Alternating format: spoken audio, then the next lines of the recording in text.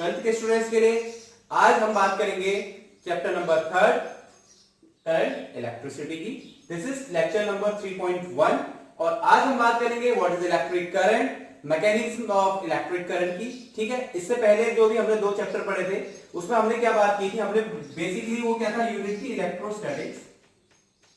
Electrostatics का मतलब होता क्या है, इलेक्ट्रोस्टैटिक एक ऐसी स्टेट है, ऐसी ब्रांच है जिसमें हम कह सकते हैं जिसमें चार्ज क्या रहता है, रेस्ट पे रहता है।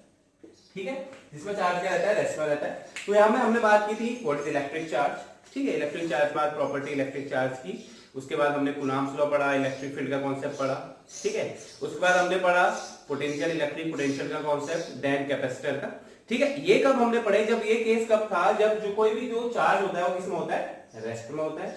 आज हम बात कर रहे हैं किसकी, करंट इलेक्ट्रिसिटी की। तो ये कंडीशन क्या होगी, ये कंडीशन कुछ ऐसी होगी जहां पे चार्ज किसमें होगा, मोशन में होगा। ठीक है, चार्ज किसमें होगा, मोशन में, या बेसिकली कह सकते हैं इन मोशन। तो the branch of physics basically in which we study about the charge when it is in motion, that is known as current electricity। अब यहाँ पे भी जो होता है मोशन भी 2 टाइप का होता है। ठीक है, एक में क्या होता है, कांस्टेंट वेलोसिटी, और एक में क्या होता है आपका, वेरिएबल वेलोसिटी होती है। ठीक है, अब कांस्टेंट वेलोसिटी का मतलब है कि यहाँ पे एक्सेलरेशन जो होगा वो क्या होगा, 0 होगा, क्योंकि इनिशियल और फाइनल वेलोसिटी सेम होगी, कांस्टेंट होगी। तो जो भी वहां पे एक्सेलरेशन होगा वो क्या होगा, 0 होगा। तो जब चार्ज मोशन में होगा और मूव कर रहा होगा विद अ कांस्टेंट वेलोसिटी, तो इसको हम बोलते हैं करंट इलेक्ट्रिसिटी।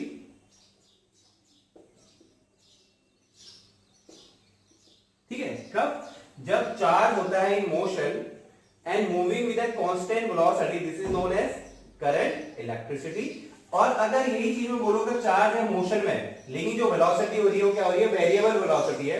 वेरिएबल वेलोसिटी का मतलब है कि जो वेलोसिटी है वो कंटीन्यूअसली क्या हो रही है, चेंज हो रही है। ऐसे मोशन को मैं क्या कह सकता हूं, एक्सेलरेटेड मोशन भी कह सकता हूं, एक्सेलरेटेड मोशन। तो जब कोई चार्ज मोशन में हो और वेरिएबल वेलोसिटी के साथ क्या कर रहा हो, मूव कर रहा हो, तो इसको हम बोलते हैं इलेक्ट्रोमैग्नेटिज्म। ठीक है, इसको क्या बोलते हैं, इलेक्ट्रोमैग्नेटिज्म। तो जो चैप्टर नंबर 3 है उसमें हम बात करेंगे करंट इलेक्ट्रिसिटी की, मतलब charge in motion and in what motion, means it is moving with constant velocity and this is known as current electricity. तो let's talk what is electric current.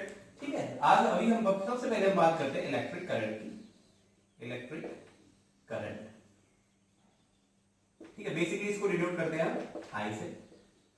ठीक है, अब बेसिकली करंट का मतलब जो होता है, करंट आपने देखा होगा। ठीक है, करंट का मतलब बेसिकली होता है फ्लो से। ठीक है, जो इसका करंट क्या है, इसका मतलब क्या है, फ्लो। तो इलेक्ट्रिक करंट का मतलब है कि यहां पे इलेक्ट्रिक का मतलब है कहीं ना कहीं इलेक्ट्रिक चार्ज की हम बात कर रहे हैं। तो इलेक्ट्रिक चार्ज को जब फ्लो करता है तो उसको हम बोलते हैं इलेक्ट्रिक करंट। तो अगर if I want to define what is electric current, so I can write the rate of flow of current,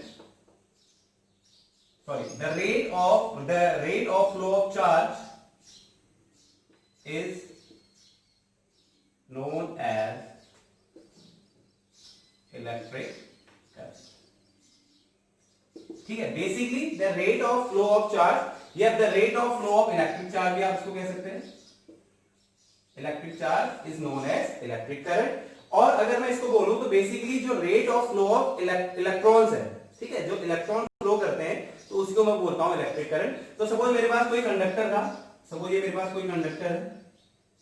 ठीक है, तो इस कंडक्टर में क्या हो रहा है, क्यू अमाउंट ऑफ चार्ज क्या हो रहा है, फ्लो हो रहा है, और कितने टाइम में फ्लो हो रहा है, टी टाइम में। तो यहां पे जो इलेक्ट्रिक करंट होगी वो क्या होगी, electric current that is equals to charge per unit time, charge upon time. तो चार्ज कितना है यहाँ पर, क्यू है, तो उसको लिखता हूं Q upon T that is equal to R। या अब मैं बात करूं, this is the area of cross section.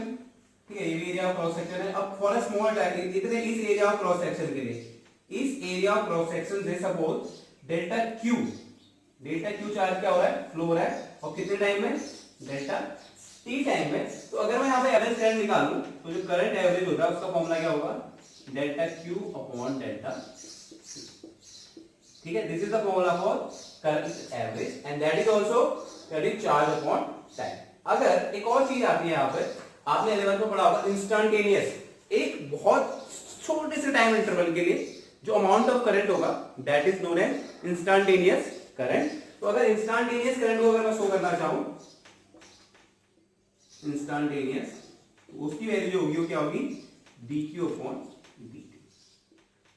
ठीक है, तो अगर मैं कहीं पे भी अगर I की बात करूंगा तो बेसिकली कौन सी होगी, इंस्टेंटेनियस करंट होगी। इंस्टेंटेनियस मतलब for a very small instant that current जो फ्लो हो रही होगी, उसको जो चार्ज फ्लो हो रहा होगा that is known as instantaneous current and it is given by I instantaneous that is equals to dq upon dt. So what is electric current? Electric current is the rate of flow of charge per unit time। ठीक है, electric current का जो formula होता है I equals to क्या होता है, आप स्मॉल q लिखो, कैपिटल q लिखो, q upon d भी आप लिख सकते हैं, आप ये भी लिख सकते हैं। ठीक है, q upon t total charge upon total time. ठीक है, अब बात करो इसकी SI यूनिट की, तो इसकी जो यूनिट होती है वो होती है एम्पियर। SI यूनिट जो क्या होती है वो क्या होती है इसकी एम्पियर क्यों होती है, क्योंकि एम्पियर एक साइंटिस्ट है जिन्होंने इसकी डिस्कवरी की, तो उनको ऑनर देने के लिए इसको क्या बोल दिया, एम्पियर बोल दिया। ठीक है, और अगर इन टर्म्स ऑफ कूलाम और चार्ज और टाइम की बात करूं तो 1 एम्पियर इक्वल टू क्या हो जाएगा, देखो कूलाम चार्ज किसमें काउंट करते हैं, किसमें यूनिट क्या चार्ज की, कूलाम है, तो that is 1 coulomb upon 1 second. तो 1 एम्पियर की जो वैल्यू होगी वो क्या होगी 1 कूलाम पर सेकंड। कभी-कभी ये क्वेश्चन भी आया था कि what is 1 ampere of current.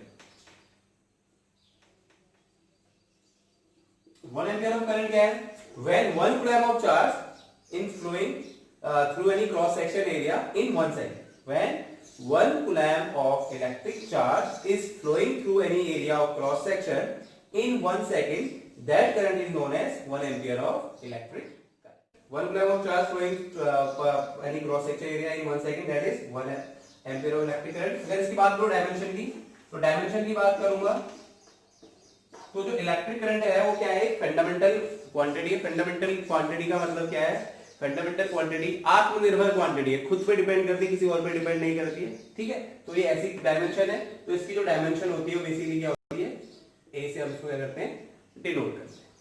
तो थोड़ी सी इन्फॉर्मेशन, जो हमारे घरों में जो डोमेस्टिक अप्लायंस होते हैं, इलेक्ट्रिक अप्लायंस जैसे कोई भी चीज है, उसकी जो रेंज होती है उसमें जो अमाउंट ऑफ करंट फ्लो होता है 1 एम्पीयर 2 एम्पीयर 3 एम्पीयर ज्यादा से ज्यादा हो सकता है। ठीक है, और जो आप देखते हैं आसमान में बिजली वगैरह चमकती है, लाइटनिंग हम इसको कहते हैं, it is also related to current. Current जैसी प्रोसेस है वो। ठीक है, तो क्या होता है, इलेक्ट्रिक चार्ज क्या होते हैं, क्लाउड से कहां ट्रांसफर होते हैं, अर्थ में ट्रांसफर होते हैं। तो आपको दिखाई देती है बिजली जैसी कड़कती हुई। ठीक है, वो भी क्या है, एक टाइप ऑफ इलेक्ट्रिक करंट ही है। तो यहाँ पे जो करंट इन डोमेस्टिक अप्लायंसेस है वो लगभग 1 एम्पीयर के बराबर होती है, या 1 एम्पीयर या 2 एम्पीयर की करंट क्या होती है, इलेक्ट्रिक अप्लायंस में क्या होती है, फ्लो होती है। अगर बात करूं current carried by the lightning, lightning जो प्रोसेस होती है उसमें जो करंट कैरी करती है वो कितनी होती है, 10 की पावर 4 एम्पीयर। बहुत ज्यादा, बहुत हाई अमाउंट ऑफ करंट क्या होती है उसमें फ्लो करती है। ठीक है, कब, जब लाइटनिंग होती है। उसके बाद जो हमारे नर्व सिस्टम है, नर्व सिस्टम में जो करंट होती है वो लगभग होती है 10 की पावर -6 एम्पीयर, या इसको हम बोल सकते हैं 1 micro ampere. Now another important thing, जो हम बात करी हमने इलेक्ट्रिक करंट की, electric current, electric current vector है या स्केलर है।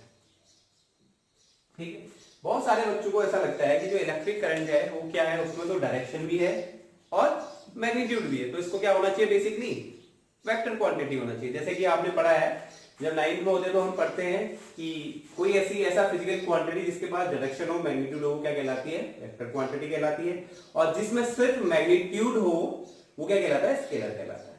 अब मैं आपको अगर एक बात बताऊं कि इलेक्ट्रिक करंट बेसिकली क्या होती है, स्केलर क्वांटिटी, तो आप बोलोगे सर क्यों, इसमें तो क्या है, डायरेक्शन भी है, मैग्नीट्यूड भी है, तो ये स्केलर कैसे हुई, इसको तो वेक्टर होना चाहिए।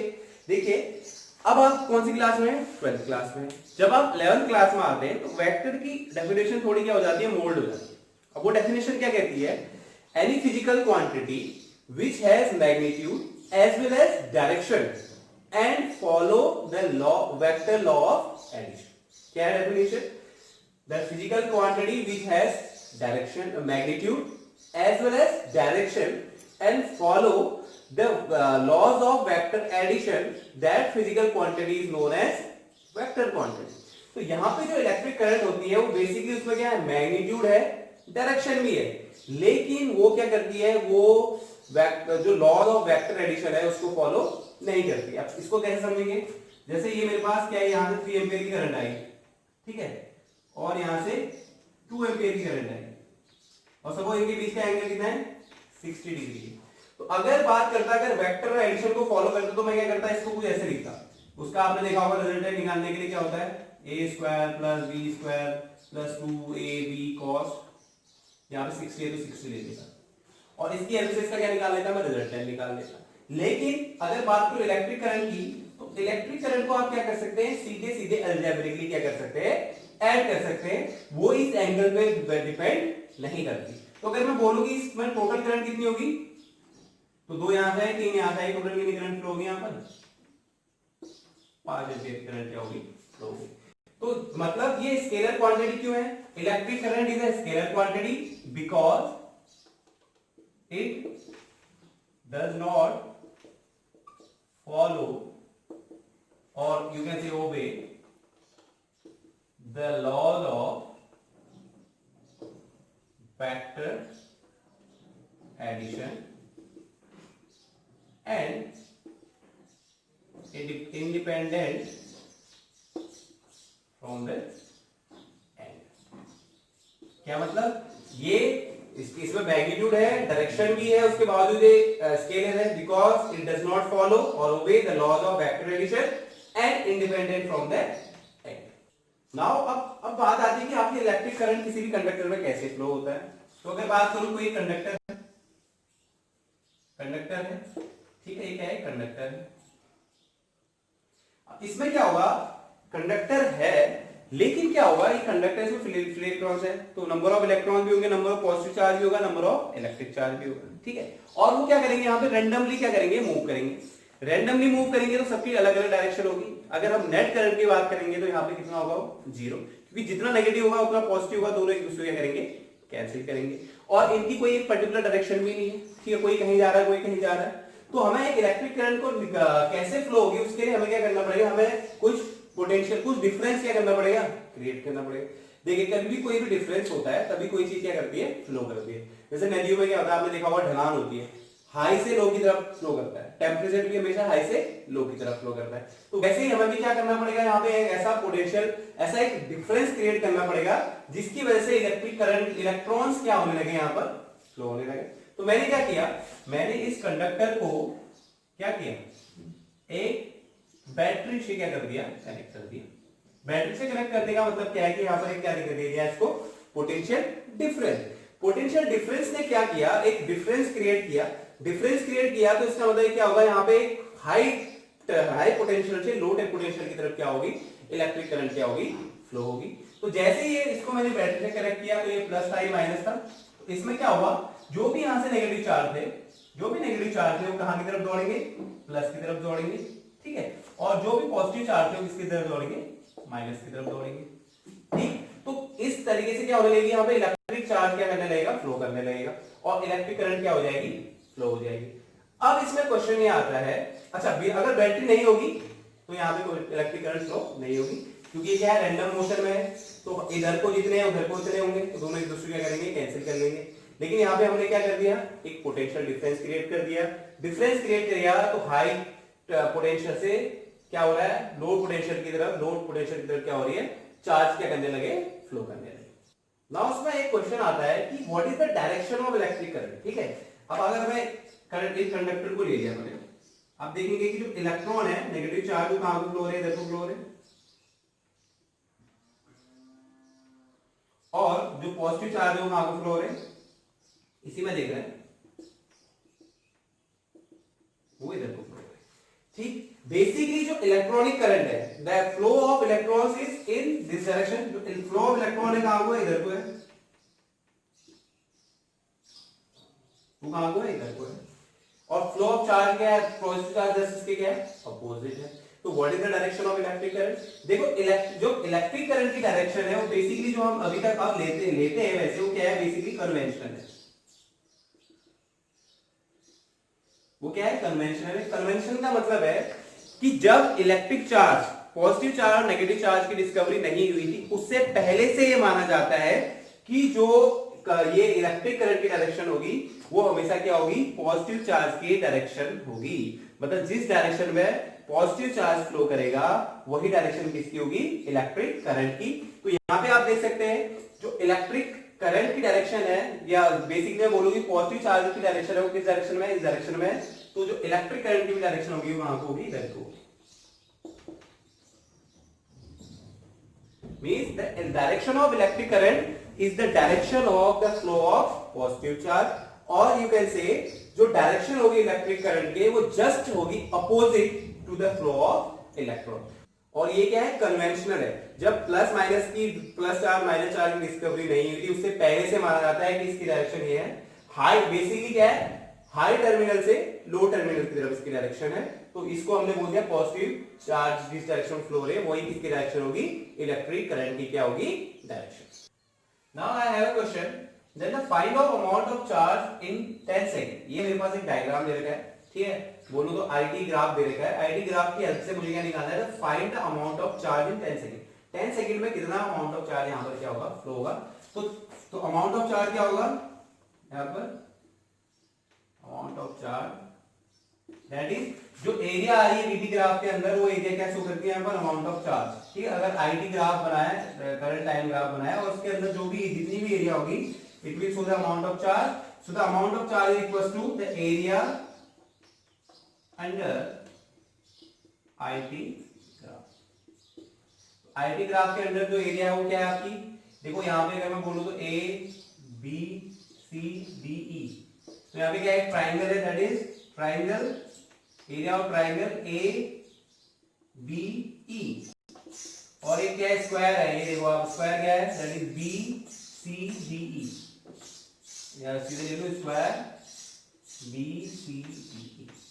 तो जो एरिया अंडर आईटी ग्राफ वो क्या है, एक ट्राइंगल है that is A B E, और दूसरा क्या है, स्क्वायर है that is B C D. तो जो एरिया होता है ट्राइंगल कितना होता है, half base into height.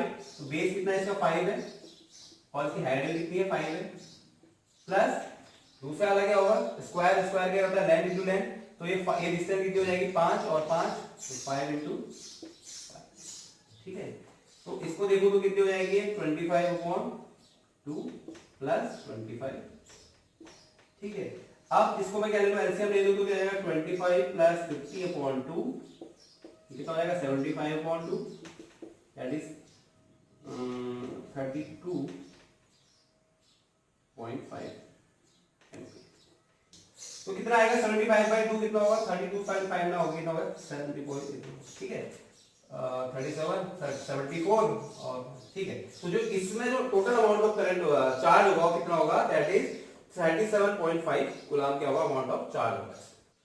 Now I have another question, that charge is given by 5t square plus 3t plus 1, then I have to find the current at t equals to 5 second। तो current का formula क्या होता है इस current का, that is I equals to at t पे लिख लेता हूं, क्या हो जाएगा dq upon dt। इसका मैं क्या कर दूं, डिफरेंशिएशन कर दूं। तो कितना होगा डिफरेंशिएशन इसका, क्या हो गया, क्या होता है डिफरेंशिएशन, x की पावर n का क्या होता है, वो होता है n into x की power n minus 1।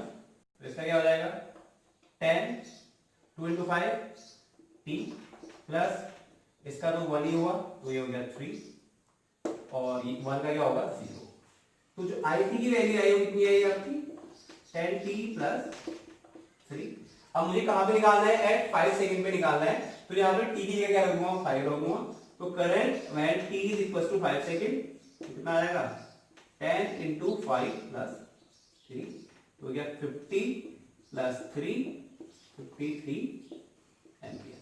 So at 5 second, what is the amount of current? That amount of current is 53 ampere। और करंट कि आधी करंट किस वजह से जनरेट हो रही है, उसको जनरेट करने के लिए क्या चीज इंपॉर्टेंट है। तो कैरियर्स ऑफ करंट का मतलब क्या है, देखिए the charge particle flowing in a definite direction and set up an electric current. Electric current को सेट अप करने के लिए जो भी चीजें, जो इंपॉर्टेंट चीज होगी, जो कैरियर होंगे उसको कैरी करने के लिए, उसको हम बोलते हैं चार्ज कैरियर। जैसे हमारे पास सॉलिड्स है, ठीक है, सॉलिड्स में होंगे, बेसिकली अगर बात करें मेटेलिक कंडक्टर में, तो मेटल्स में क्या होते हैं, बहुत ज्यादा क्या होते हैं, फ्री इलेक्ट्रॉन होते हैं। तो जो बेसिक होगा तो सॉलिड में जो क्या होंगे, कैरियर होंगे करंट के, वो क्या होंगे, इलेक्ट्रॉन्स। बेसिकली क्या होंगे, फ्री इलेक्ट्रॉन्स होंगे। अगर बात करूं मैं लिक्विड में, लिक्विड में क्या होगा, इलेक्ट्रोलाइट आएंगे, ठीक है, इलेक्ट्रोलाइट लिक्विड आएगा। तो लिक्विड में क्या होगा, पॉजिटिव और नेगेटिव आयंस जो भी बनते हैं, ठीक है। जैसे बात करो अगर एज एग्जांपल CuSO4 है, ठीक है, तो ये आयनाइज जब हो जाएगा तो क्या बनेगा, Cu+2 बनेगा और SO4 नेगेटिव बनेगा।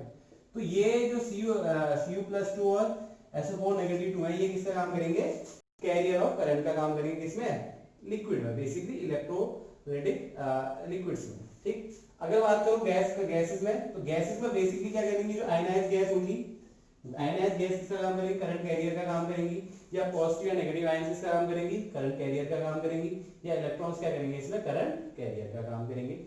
और जो लास्ट चीज आती है हमारे पास, जो वैक्यूम ट्यूब्स पढ़ते हैं हम, ठीक है, तो उसमें जो भी आपके पास करंट कैरियर होते हैं वो क्या होते हैं, free electrons. Now let's talk about the mechanism of current flowing in a conductor, ठीक है, इसके बारे में हम बात करेंगे। तो इसमें भी एक कॉन्सेप्ट आता है, that is concept of drift velocity. तो ड्रिफ्ट वेलोसिटी है क्या, and what is the mechanism of current flow in a conductor, let's see. सबसे पहले बात करो, अगर इन द एब्सेंस ऑफ, सबसे पहले मैं अगर मैं बात करूं तो कंडक्टर की बात करूं, सबसे जो बेस्ट कंडक्टर होते हैं वो क्या होते हैं, मेटल्स होते हैं। मेटल्स क्यों होते हैं, क्योंकि मेटल्स में जो होते हैं अराउंड 10⁻26 क्यूबिक मीटर, मतलब एक क्यूबिक 1 मीटर का, अगर कोई एक 1 metre length, 1 metre breadth, 1 metre height का कोई मैं एक क्यूब बनाता हूं, तो उसमें कम से कम 10⁻26 क्या होते हैं, फ्री इलेक्ट्रॉन्स होते हैं, ठीक है, फ्री इलेक्ट्रॉन्स बहुत ज्यादा है, ठीक। तो अगर मैं बात करूं किसी कंडक्टर की, so in the absence of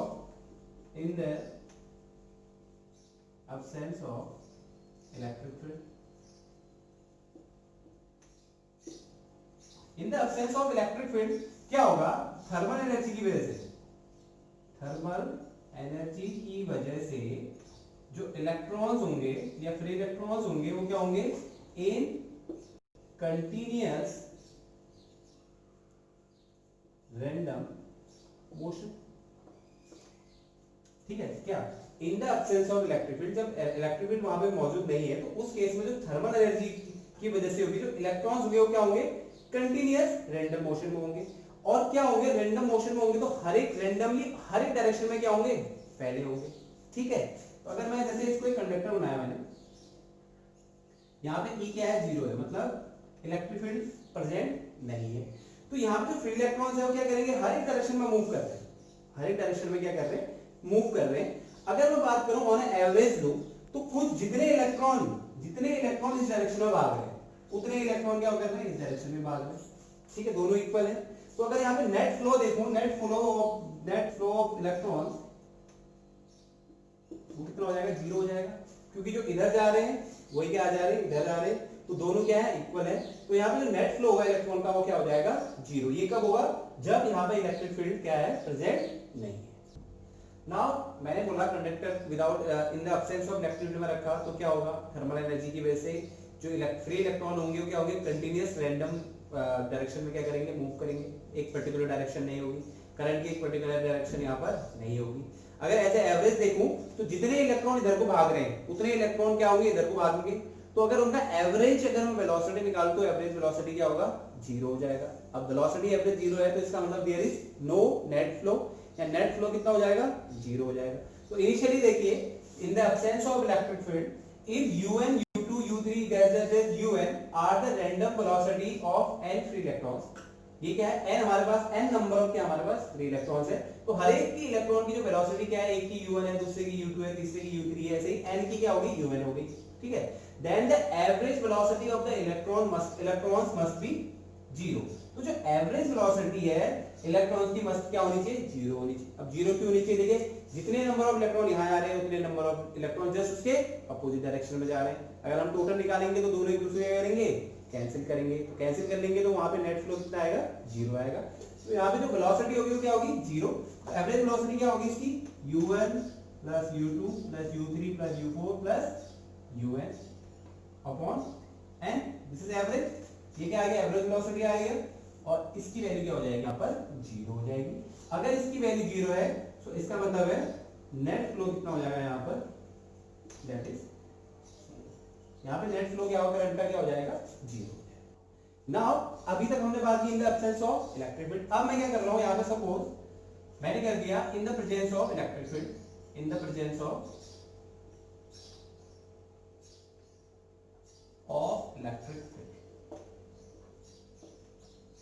अब इलेक्ट्रिक फील्ड आ गया, यहाँ पर इलेक्ट्रिक फील्ड आ गया तो हर एक इलेक्ट्रॉन क्या करेगा, एक फोर्स एक्सपीरियंस करेगा।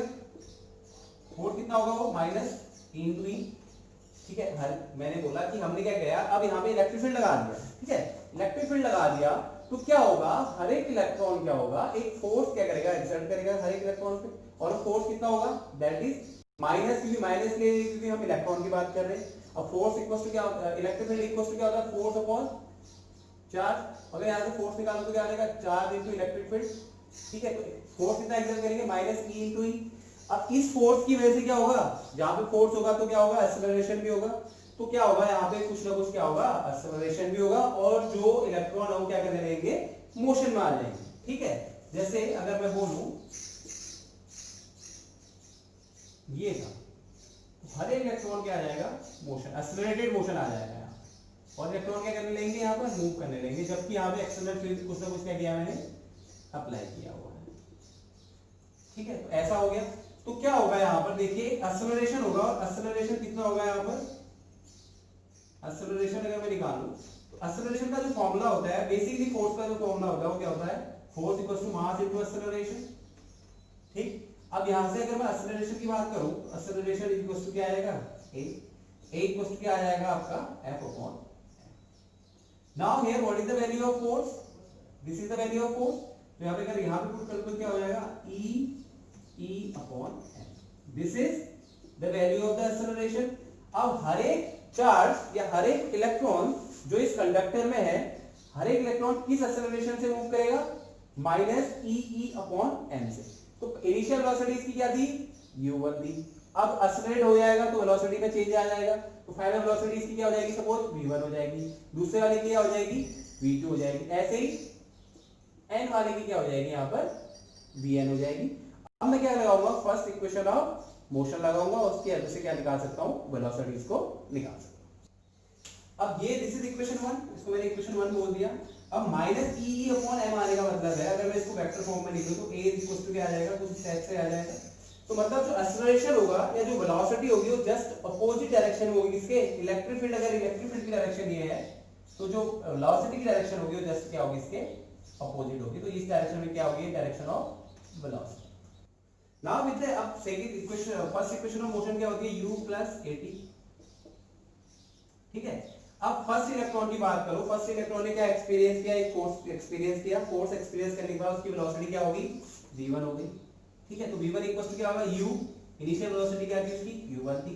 अब यहाँ पे एक्सेलरेशन क्या लग रहा है, a लग रहा है, सबके लिए कांस्टेंट होगा, सब एक ही एक्सेलरेशन से क्या कर रहे हैं, सब पे एक ही एक्सेलरेशन लगा, तो ये हो गया a, और टाइम यहाँ पे हो गया सपोज t1 है। ऐसे मैंने दूसरे इलेक्ट्रॉन के लिए निकाली, होगी v2, तो हो जाएगा u2 प्लस a t2। ऐसे ही मैंने v3 के निकालूंगा वो इसके लिए, ऐसे मैंने क्या करी, vn के लिए निकाली, तो vn के लिए क्या हो जाएगा, un plus a t n। तो ये क्या हो गया आपका, n के लिए क्या हो गया, n इलेक्ट्रॉन के लिए क्या होगी, ये वेलोसिटी, ठीक है। अब बात करते हैं कि ड्रिफ्ट वेलोसिटी आगे है। देखिए जैसे ही एक हर एक इलेक्ट्रॉन ने कुछ ना कुछ क्या किया, एक्सेलरेशन आया, एक्सेलरेशन की वजह से क्या करने लगे, मूव करने लगे। अब हर एक इलेक्ट्रॉन की अपनी अपनी क्या होगी, वेलोसिटी से होगी। हर एक की वेलोसिटी एक के मतलब पहले वाले की वेलोसिटी से दूसरे वाले की वेलोसिटी ज्यादा होगी, तो ऐसे ही सब क्या होंगे, रैंडम मोशन में आ जाएंगे और वेलोसिटी धीरे धीरे क्या होने लगेगी, इंक्रीज होने लगेगी। अब बात करते हैं कि ड्रिफ्ट वेलोसिटी आगे है क्या। तो ड्रिफ्ट वेलोसिटी क्या है, drift velocity is the average velocity of all the n electrons. जितने भी हमारे पास इलेक्ट्रॉन्स हैं जो कंडक्टर में क्या कर रहे हैं, फ्लो कर रहे हैं, अगर मैं उनकी क्या करूं, एवरेज वेलोसिटी को निकाल दूं, तो उसकी जो एवरेज वेलोसिटी है उसी को हम क्या बोलते हैं, ड्रिफ्ट वेलोसिटी। तो यहाँ पे अगर मैं एवरेज निकालूं तो एवरेज क्या हो जाएगा, vd लिख देता हूं इसको, vd का मतलब है ड्रिफ्ट वेलोसिटी। तो vd इक्वल टू क्या आ जाएगा, v1 plus v2 plus up to so on vn upon n, ठीक। अब v1 की जगह वैल्यू रख देता हूं, तो v1 की जगह क्या हो जाएगा, u1 प्लस a t1, ऐसे v2 की जगह u2 plus a t2 plus plus plus vn की जगह क्या हो जाएगा, un plus a t upon n, ठीक है। This is the value of vd। अब देखिए, अब मैं क्या करता हूं, देखिए u वाले टर्म्स को एक साथ ले लेता हूं और ad वाले टर्म्स को एक साथ ले लेता हूं। तो vd इक्वल टू क्या हो जाएगा, यहां पर देखिए पहले मैंने u वालों को एक साथ ले लिया, तो u1 plus u2 plus un upon N हो गया, फिर बीच में प्लस का साइन। अब देखिए ए तो सब में कॉमन है, इसमें भी ए है, इसमें भी है, इसमें भी है, तो ये क्या आ जाएगा, यहाँ पर कॉमन आ जाएगा, अंदर क्या बच जाएगा t1 plus t2 plus tn upon, ये क्या बन गया मेरे पास दो चीजें आ गई, देखिए आप, एक क्या आ गया मेरे पास, ये वाला आ गया, ये क्या आ गया u1 plus u2 plus un upon n आ गया, और एक क्या आ गया मेरे पास, a तो कांस्टेंट है और दूसरा क्या आ गया t1 plus t2 plus tn upon n, ठीक है। तो जब इनिशियली हमने बात की थी, जो एवरेज वेलोसिटी होती है इनिशियली जब इन the absence of electric field, उसकी वैल्यू क्या होती है, जीरो। अब बात करोगे टाइम की, तो आप ये देखेंगे this is the average time, ठीक है, this is the average time, average time. तो इसी एवरेज टाइम को हम बोल देते हैं relaxation time, relaxation time, and that is given by the symbol of tau. तो टाउ इक्वल्स टू क्या आ जाएगा, t1 plus t2 plus t3 plus up to t1 upon tn upon, इसको हमने क्या बोल दिया, रिलैक्सेशन टाइम बोल दिया, tau, that is the average time. और यहाँ पे एवरेज इनिशियल वेलोसिटी का जो एवरेज था वो क्या हो गया, यहाँ पर जीरो आ गया। तो देखिए अब ये इक्वेशन क्या बन गई, जो vd थी इक्वेशन क्या बन गई, देखो यहाँ पे ये तो वैल्यू पूरी क्या होगी, जीरो होगी, देखो u1 plus u2 plus un upon m की वैल्यू क्या है, जीरो है, तो ये वैल्यू पूरी क्या होगी, जीरो होगी, प्लस a जो था a ही रहा, और उसके इनटू में क्या था t1 plus t2 plus t3 plus plus plus plus tn upon n, average time, और उसी एवरेज टाइम को मैंने क्या बोला, relaxation time, and which is given bye tau, ठीक है। तो टाउ इक्वल्स टू क्या आ जाएगा, t1 plus t2 plus up to tn upon n। तो यहां पे मैं क्या रख लूं, t1 प्लस इस वाले की जगह पे या इस वाले जगह पे मैं क्या रख लेता हूं, टाउ रख लेता हूं। तो फार्मूला क्या हो गया, vd is equals to a into tau. This is equation number 2। Now from equation 1 and 2, अब वन इक्वेशन क्या थी, जो एक्सेलरेशन की वैल्यू थी माइनस e अपॉन m थी, ठीक है, और यहाँ पे vd की वैल्यू क्या आ गई, a इनटू टाउ। तो यहाँ पे मैं क्या कर सकता हूँ, ये वैल्यू को पुट कर दूं, a की ये वैल्यू को मैं यहाँ क्या कर सकता हूँ, पुट कर सकता हूँ, तो ये क्या हो जाएगा, vd is equals to minus e upon m into, तो this is the expression for drift velocity. अगर इसको वेक्टर फॉर्म में लिखूं, तो वेक्टर फॉर्म में अगर मैं इसको लिखूं तो क्या आ जाएगा, vd is equals to velocity vector है into e into tau upon m। तो this is the final expression for the drift velocity. और ड्रिफ्ट वेलोसिटी का मतलब क्या है, average velocity of the n number of electrons and which is the direction of that drift velocity just opposite to the direction of electric field. जो यहाँ पे negative sign लगा है, इसका मतलब क्या है, negative means direction of vd। ये जो देखिए फिजिक्स में कहीं पे भी अगर बेसिकली अगर यहाँ पर कहीं पे डायरेक्शन अगर नेगेटिव चीज आ रही है तो वो क्या शो करता है आपको, अपोजिट डायरेक्शन शो करता है। तो यहाँ पे नेगेटिव का मतलब क्या है, नेगेटिव मींस, जो नेगेटिव डायरेक्शन का मींस है वो क्या है, negative means direction of drift velocity is opposite to the direction of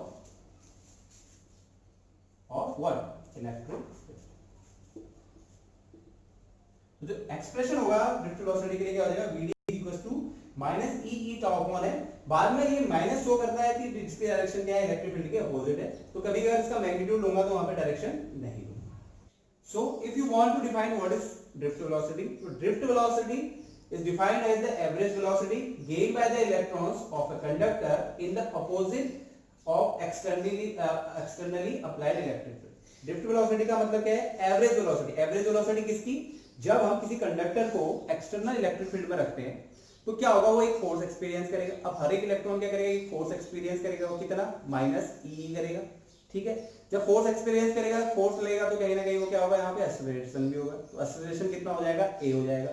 उस एक्सेलरेशन की वजह से जो इलेक्ट्रॉन्स होंगे वो क्या करेंगे, मोशन में आ जाएंगे, ठीक है, और मूव करने लगेंगे। तो उन जो वेलोसिटी है, मोशन एक्सटर्नल फील्ड लगा के जो मोशन में आ रहे हैं इलेक्ट्रॉन्स, उसकी अगर मैं क्या निकाल लूं, एवरेज वेलोसिटी निकाल लूं, तो वो एवरेज वेलोसिटी होगी उन फ्री इलेक्ट्रॉन्स की, that is known as drift velocity. और उसके लिए जो एक्सप्रेशन है that vg equals to e tau upon N, E is the electron है, इलेक्ट्रॉन का चार्ज है, E capital E is the external electric field, tau is the relaxation time. Relaxation time क्या है, हर एक वेलोसिटी का क्या है एवरेज टाइम, जो टाइम ले रहे हैं उनका क्या निकाला हमने, एवरेज निकाला, और m is the mass of the electron. तो this is the last expression for drift velocity.